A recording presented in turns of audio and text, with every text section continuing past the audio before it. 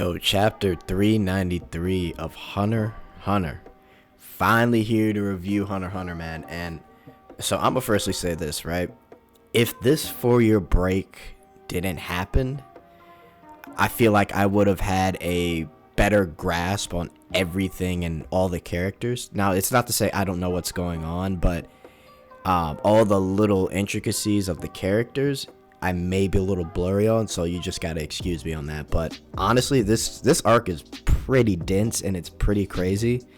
So I'm just gonna talk about, and probably in future chapters as well, the main points and what I enjoyed. And we start off with a complete jobber, a complete fodder who I thought would do a little more, but he turned out just to be nothing, right? And it's the assassin. He gets blitzed by Nobunaga. And he tries to say, let's work together, we can take out all the families and then take all the rich people for everything they got. And they make a point, Nobunaga makes a point that he basically says, what was the point of you kind of scaring us back at that last place when you were like on the ceiling or whatever, when he used his ability then, and they were like looking for this guy after the fact. And to me, that was a great point, because it's just like, if you want to do that, why approach them in that way? But he completely stabs him in the head, cuts his head off, and that's it, right? And then the rest of the Char family, including the guy who was trying to look for autograph paper, and he's a huge fan of the spiders, by the way, they come back. And they reveal, the spiders reveal that they're going to be working together, or they're basically going to take out the Healy family, right? After this whole interaction. So that means the Healy family is the main goal for the Char family and the Jiu family, right? So originally the plan was to, the Jiu family, which is the blood guy, the girl that like punches people to get information, and then the guy who's got the crows and pigeons. They were trying to find Hisoka for the spiders. So they would make a deal to go against the Haley family, but things have kind of changed up, right? So now they want to go at the Haley family regardless. So later on in the chapter, right, we get the whole bit about, before that, let me not rush ahead, right? We get a little bit more information on the Healy family and some more of their people and their powers and what their plan's gonna be.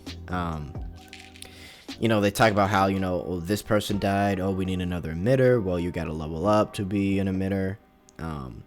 And then we kind of get the leader of the Haley family, which is the girl who's the game master. She talks about, right here, she says, every situation is different, but you can trump it all with creativity.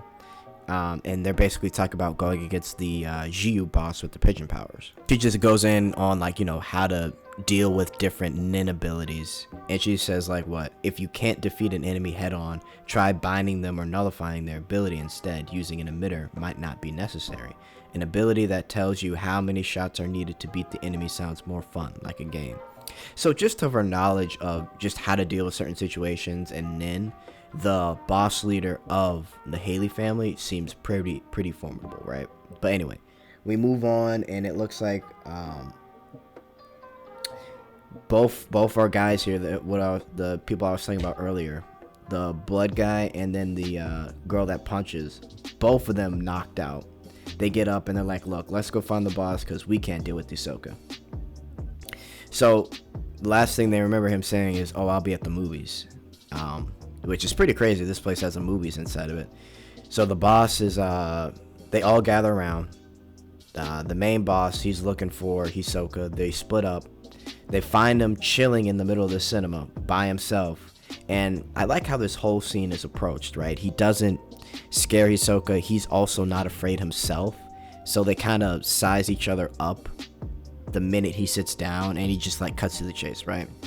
And he basically says, look, if you move to tier 1 until this whole conflict between the Haley family, the Char family, and our family is resolved, I just want you to move to tier 1 until all that is over.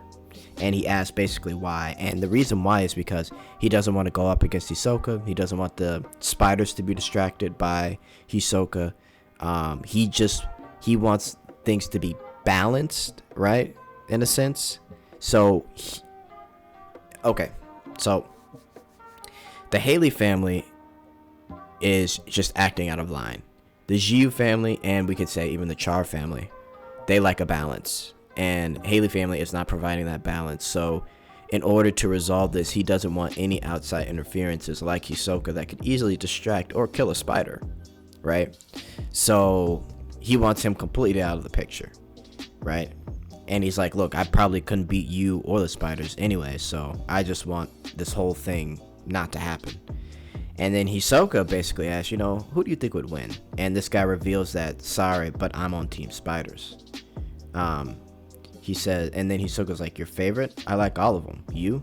And then he's like, ha ha ha, I'm also quite fond of honest people, So it was good that he was honest at that point, right? Hisoka didn't do anything, nothing happened, and at the end of it, Hisoka's like, look, if they come knocking, I'll have to answer. And he's like, well, look, fair enough. So that's that. Hisoka's getting moved up to tier 1, which is the highest of the high in this entire ship, right? The richest of the rich. So I'm sure it'll be nice, and we'll see who actually is up there on tier 1. But yeah. Anyway, we move on, and we find the same soldier that tried to get the Jiu family head boss information, and he asked them to if you want this info to pay for it, and it was basically where the headquarters is of the Healy family.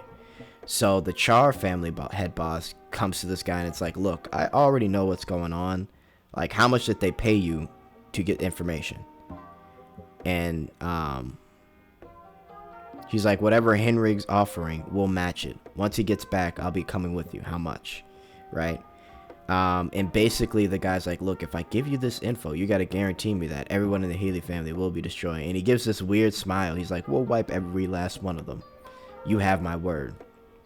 And then he got scared. He's like, isn't your smile cursed? Everyone that you smile at dies, right? He's like, such a rude rumor. Everyone dies eventually, all right? He's like, oh, I guess. So I don't know if that's his curse. Maybe it's foreshadowing. I'm not sure. But that's a pretty crazy cursed ability to have. So we'll figure it out. But yeah, so he leads them to this room where he tells us about how they're in the floor planning. One of the walls is missing from the bathroom. So he's like, that's probably where the hideout is. Right? And so they walk up to room 3101. And this is key, right? So the old man opens the room and he's like, oh, well, I don't mind. I have nothing to hide after all. If you read this whole thing and watch what he says, I don't have nothing to hide after all 3 times. So that's a signal for something. But they sit him down. They tell him, don't move a muscle. The soldier guy disappears. And then he says it, he says it at the very end of the chapter. At any rate, I don't have nothing to hide. So, either it's a nin ability, or it's just a signal. But, yeah, that's basically the chapter. I'm gonna see if I can review this every week. I really have been enjoying Hunter x Hunter. I'm glad that it's back, and honestly, this arc is really interesting. There's so many characters in this arc, and for some reason, Togashi is doing so well at handling all of them. It's actually pretty amazing. So, yeah, let me know what you guys think in the comments.